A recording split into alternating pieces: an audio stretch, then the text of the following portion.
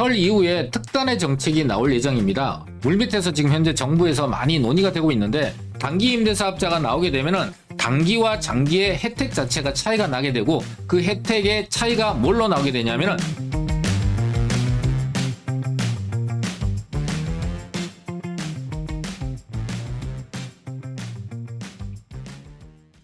안녕하세요. 대단한 부동산 꼰대들의 공견입니다.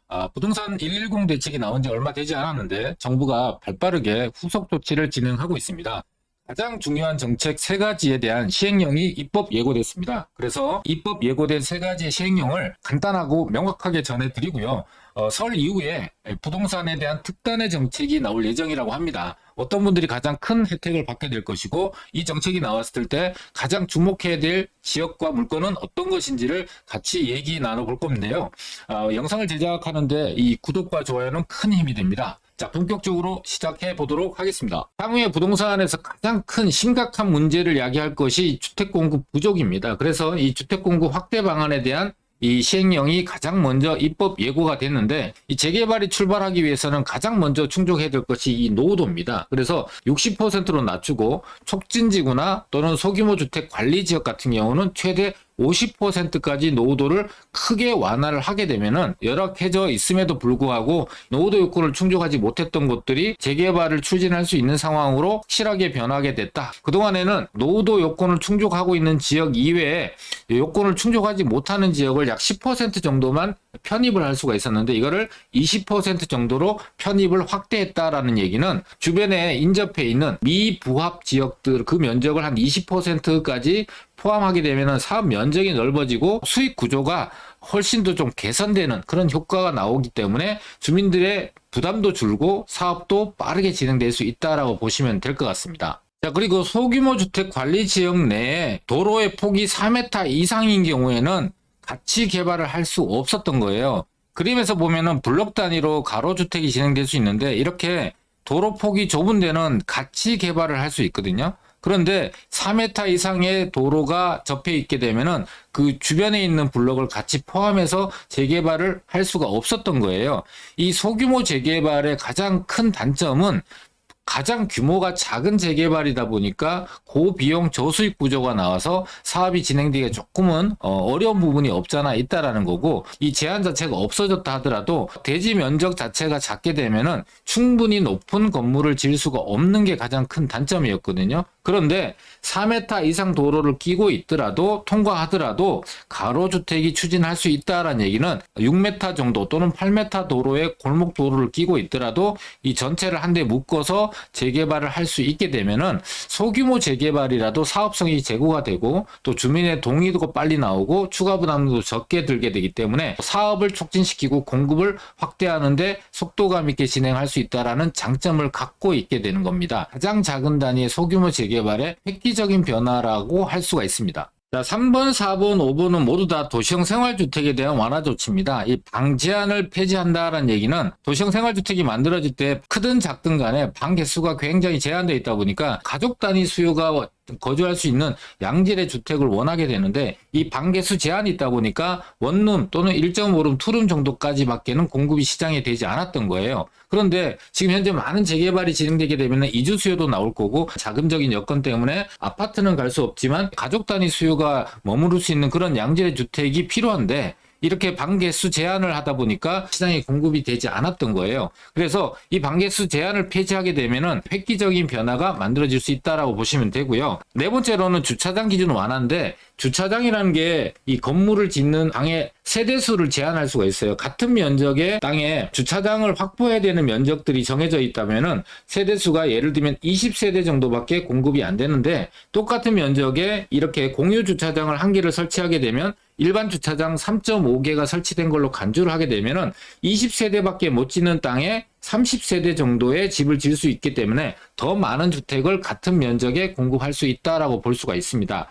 5번째 같은 경우는요. 도시형 생활주택을 중심 상업지역, 그러니까 업무와 상업지역의 중심지에 공급을 하게 될 때 그동안에는 전체를 다 주택으로 공급할 수 없었어요. 상가나 사무실을 반드시 껴야만 공급이 될 수 있었거든요. 근데 여기를 주택 단일 건물로 허용을 하겠다라는 겁니다. 자, 이렇게 되면은 주택 공급을 확대하는 방안에 대해서는 굉장히 효과적으로 많은 주택들을 공급할 수 있을 거예요. 특히나 서민주택이라 할 수 있는 소규모 주택들 을 많이 공급할 수가 있고, 역세권이나 대로변에 훨씬 더 선호도가 높은 입지에다가 주택을 공급할 수 있을 건데, 문제점은 뭐냐면은, 자, 상업 업무 중심지 같은 경우는요, 일반 주거지역과 다르게 보통 가로를 중심으로 해서 하층 부분에 상가들이 이렇게 연계가 돼서 쭉 연결돼서 이어져야만 상권도 활성화되고 유동인구도 증가되고 장사도 잘 되게 되는 거예요. 그런데 여기에 중간에 주택만 있는 건물이 들어가게 되면은 상권이 단절이 효과가 나오게 돼서 상권이 위축될 수도 있고, 다른 상권한테 이 수요자들을 뺏길 수도 있는 그런 부분들이 없잖아 있어요. 그래서 도시 기능적으로 봤을 때 상업 업무 지역 같은 경우는 전체 주택 단일 건물보다는 주택에 대한 비중을 늘리고 상가나 사무실의 비중을 축소하는 정도에서 이 완화 조치가 이루어지는 게 훨씬 더 이 입지적 가치에 적합한 완화 조치가 아닌가라는 걸 생각해 볼 수 있습니다. 그래서 요거는 나중에 보완 조치가 나올 가능성이 있다라는 걸 우리 시청자분도 같이 감안해서 보시면 좋을 것 같습니다. 자, 두 번째로 입법 예고된 것은 노후계획도시 특별법입니다. 2월 1일부터 3월 12일까지 입법 예고가 진행이 될 거고, 4월 27일 날 시행이 될 예정입니다. 자, 노후계획도시 특별법의 노후계획도시라는 거는 20년 이상의 100만 제곱미터 이상의 택지개발지구라고 할 수 있고, 연접, 인접을 합쳐서 100만 제곱미터가 안 되더라도 합쳤을 때 100만이 넘게 되면은 포함을 할 수 있다라고 할 수 있고, 이렇게 연접, 인접된 것까지 포함되니까 애초에 51개 정도만 대상 지역이 있던 것이 108개 지역으로 대폭적으로 확대가 됐다라고 할 수 있습니다. 그리고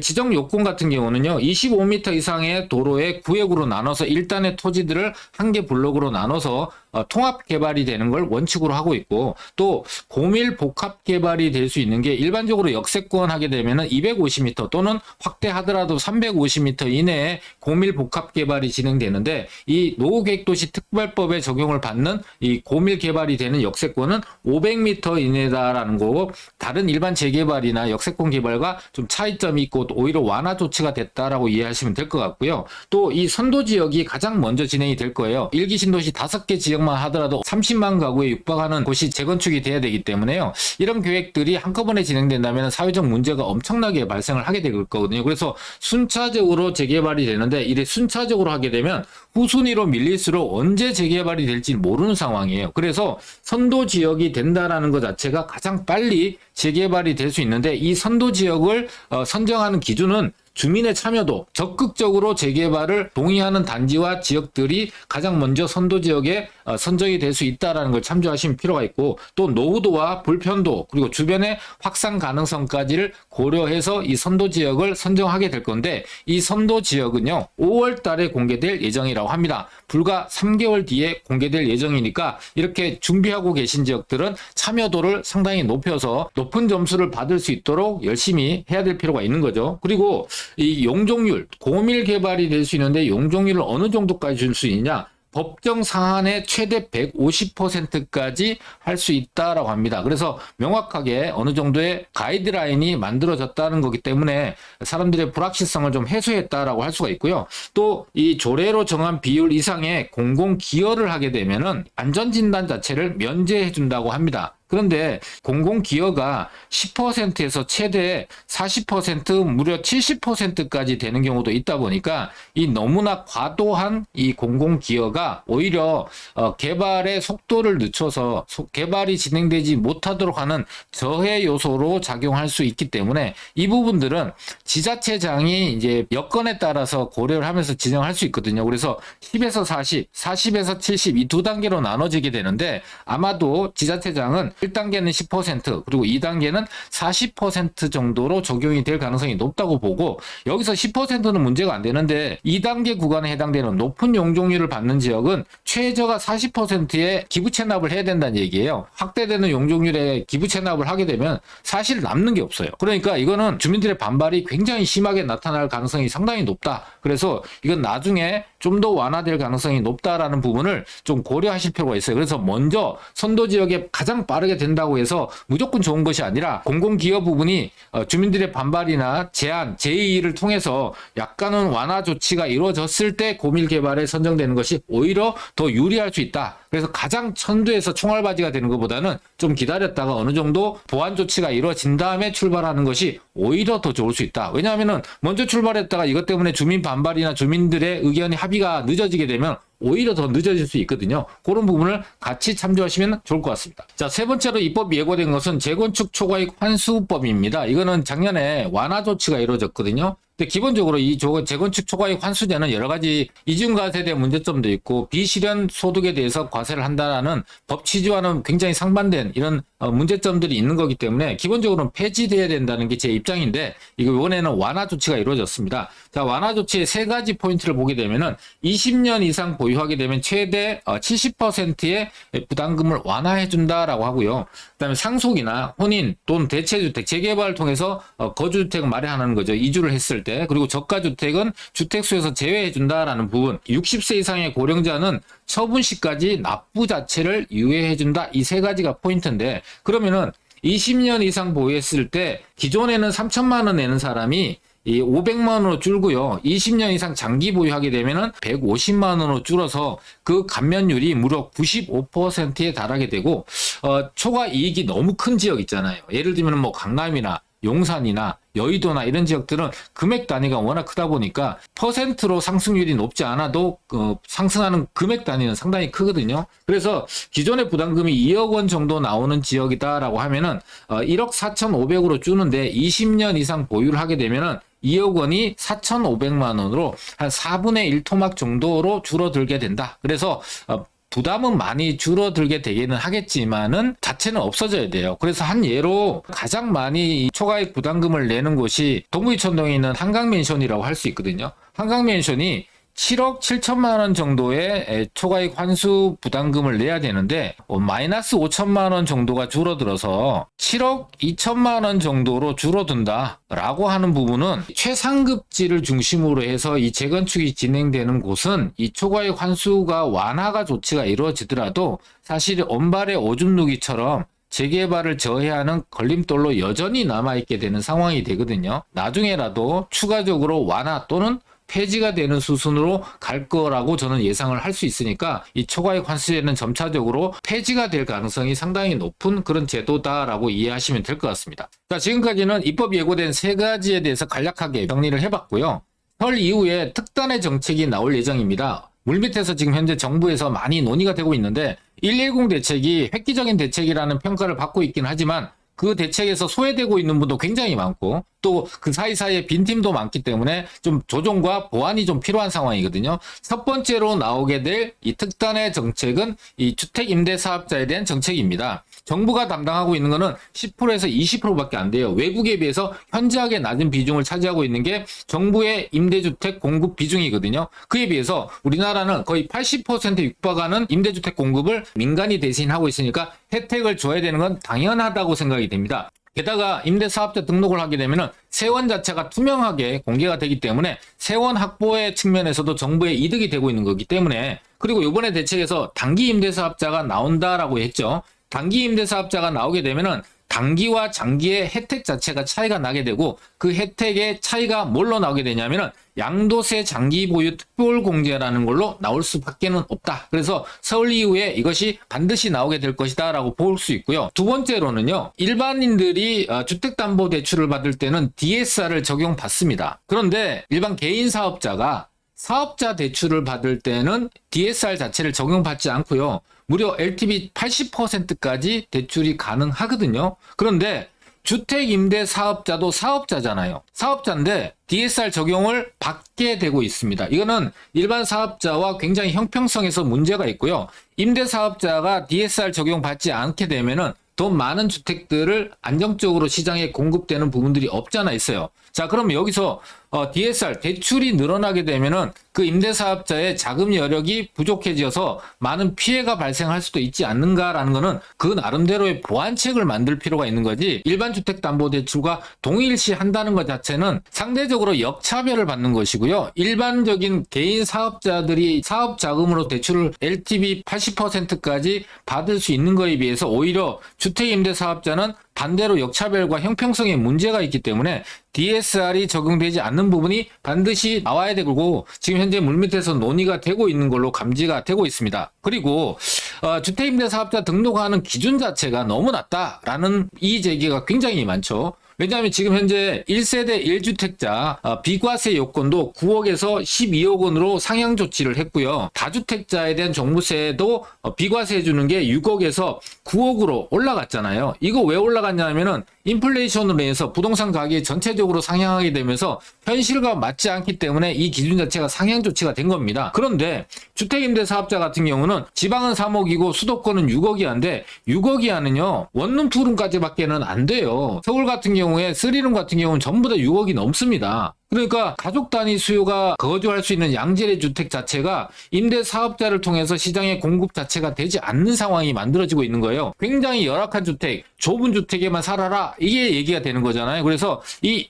임대사업자 등록 기준도 9억 정도로 올려주는 것이 현실적이다라는 부분이 있고, 이게 지금 현재 물밑에서 굉장히 활발하게 논의가 되고 있기 때문에 설 이후에 이런 정책들이 나올 가능성이 상당히 높다, 이렇게 예상이 될 수가 있습니다. 자, 두 번의 특단의 조치가 나올 걸로 예상되는 것은 오피스텔에 대한 얘기입니다. 오피스텔은 태생부터 건축물 용도상으로 봤을 때 업무시설입니다. 자, 그런데 세금을 계산할 때는 이 오피스텔도 주택수에 넣어버리는 역차별이 이루어지고 있는 상황이거든요. 근데 오피스텔 같은 경우는 성격상으로 봤을 때 수익형 부동산입니다. 자, 수익형 부동산은요, 보통 보증금이 작고 월세를 받잖아요. 그래서 대출을 받더라도 이 월세를 받아서 대출 이자를 내기 때문에 일반적인 주택담보대출, 그래서 월급을 모아서 소득을 통해서 이자를 내는 그런 구조와는 완전히 다르게 월세 수익이 들어오는 곳에서 그 월세 수익을 통해서 이자를 납부하기 때문에 대출에 대한 전체 부채량이 늘어나더라도 악성화될 가능성이 상당히 낮다라는 것이죠. 그래서 이 대출을 주택과 동일하게 이 제한하는 것 자체가 형평성에 맞지 않는 거예요. 도로 태생부터 주택이 아니잖아요. 그리고 수익형 부동산이라는 성격이 굉장히 강하잖아요. 그래서 이 오피스텔 같은 경우는 DSR을 적용하지 않는 것이 맞다. 그리고 상가나 사무실, 비주택 같은 경우는 DSR 자체를 적용하지 않고 LTV가 무려 80%까지 대출을 해주는 상황이거든요. 무조건 많이 해주라는 게 아니라 형평성에 맞게 오피스텔도 DSR 적용하지 않고 60% 정도까지는 또는 70%까지는 충분히 대출을 통해서 월세를 통해서 대출 이자를 납부할 정도의 이 한계를 주택과는 좀 다르게 적용해야 된다라는 측면에서 활발하게 논의가 되고 있고, 설 이후에 이게 구체화돼서 특단의 조치가 나올 걸로 예상이 됩니다. 자, 세 번째 설 이후에 특단의 정책이 나올 걸로 예상되는 것은 규제지역 해제입니다. 이 규제지역 같은 경우는 지금 현재 서초, 강남, 송파, 용산 4개 구만 남아있는 상황이고, 2011년 이명박 정부 때도 강남 3구만 남겨놨다 순차적으로 해제를 했던 것의 사례가 있죠. 지금 현재 부동산 시장의 흐름을 봤을 때 최상급지라고 불려지는 이 4개 구의 아파트 가격들이 지속적으로 오랜 기간 조정을 받고 있는 상황이고, 이 조정이 지속되고 있는 상황이라는 것은 규제 지역을 해제할 수 있는 요건을 충족하고 있다라고 할 수가 있습니다. 자, 이 규제 지역이 계속해서 존재를 하게 되면은 두 가지 문제가 발생을 하게 되는데요. 첫 번째로는 규제 지역 안에 분양가 상한제가 적용되다 보니까 의도치 않게 로또 아파트가 만들어지게 되고, 이 로또 아파트를 바라는 수요자들이 다른 지역으로 확산되지 않고 이 지역만으로 쏠림 현상이 나타나게 된다는 겁니다. 전체 시장의 어떤 수요들이 골고루 상승하거나 골고루 시세가 형성되는 걸 저해할 수 있기 때문에 부동산 시장 전체로 봤을 때는 굉장히 큰 문제점이 발생할 수가 있고요. 또 한 가지는 분양가 상한제가 적용되면 좋은 지역을 아파트 싸게 살 수 있는데 그게 왜 문제냐라고 할 수 있는데요. 분양가 상한제는요, 현재 시장에서 보면 땅값도 올라가고 그 건축비도 너무나 높게 올라가고 있고 물가도 올라가고 있고 금융비용도 많이 부담이 되고 있는 상황이잖아요. 그런데 억지로 가격을 누르고 있는 상황이에요. 그렇게 되면은 재건축 아파트 같은 경우는 사업성이 나와야만 사업이 진행이 되고 시장에 공급이 되는 거예요. 그런데 억지로 원가가 많이 올라갔는데 분양가 자체를 억누르게 되면은 조합원의 부담이 굉장히 큰 폭으로 늘어나게 됩니다. 사업 자체가 진행이 안 돼요. 그래서 이 규제 지역이 풀릴 때까지 재개발을 스톱시켜 놔버립니다. 그러니까 오히려 공급 부족이 나중엔 더 큰 폭탄으로 다가와서 가격 폭등을 일으키는 부작용까지 만들 수 있기 때문에 이 규제지역 해제 자체가 단기적으로는 최상급지 아파트 가격의 분양가를 높이는 효과 때문에 전체적으로 시장에 미칠 수 있는 영향도 있지만, 그것보다는 오히려 이 규제지역을 유지를 했을 때 나중에 해제되면서 공급 부족으로 인한 후폭풍 자체가 훨씬 더 커서 부동산 시장 전체에 미치는 파급 효과가 오히려 더 클 수 있다라는 부분이 있기 때문에 규제지역은 적절한 시기에 지금처럼 아파트 가격이 조정받고 있을 때는 해제하는 것이 올바른 선택이라고 볼 수 있고, 이것도 정부가 물밑에서 활발하게 진행되고 있는 내용 중에 하나입니다. 이 조치가 이루어지게 되면은 수혜받을 수 있는 지역은 대표적으로 임대사업자분들이 좀 숨통이 트여지는 부분들이 있다라는 부분 하고요. 두 번째로는 DSR 자체가 오피스텔에 적용되지 않게 되면은 임대 수익형 부동산으로서 입지 여건이 좋은 지역들은 이 오피스텔 가격들도 상당히 높아질 수 있어요. 왜냐하면은 새롭게 업무타운이 만들어지거나 도로 교통망이 만들어져서 고소득 일자리가 많이 만들어지는 지역들은 지금 현재 월세가 상당히 빠른 속도로 올라가고 있습니다. 그래서 수익형 부동산의 특징은요, 월세가 100만 원 하던 것이 150, 200으로 올라가게 되면은 매매 가격도 그에 동반해서 6억짜리가 12억으로 올라가게 되는 것이 일반적이기 때문에 미리미리 올라가기 전에 선제 투자를 하신다면 높은 시세 차익과 더불어서 높은 임대 수익도 얻을 수 있는 그런 부분이 없지 않아 있다는 것이죠. 그래서 이런 내용들은 저희가 매주 금요일과 토요일에 하는 세미나 내용에서 자세하게 설명드리니까 궁금하신 분들은 참여하시면 좋은 정보 얻어가실 수가 있을 것 같습니다. 자, 오늘은 110 대책 후속 조치로 나오는 시행령 3가지에 대해서 말씀을 드렸고요. 설 이후의 특단의 정책 3가지에 대해서 말씀을 드렸습니다. 오늘 내용이 우리 시청자분들한테 도움이 되셨다면 구독, 좋아요, 알람 설정 부탁드리겠습니다. 감사합니다.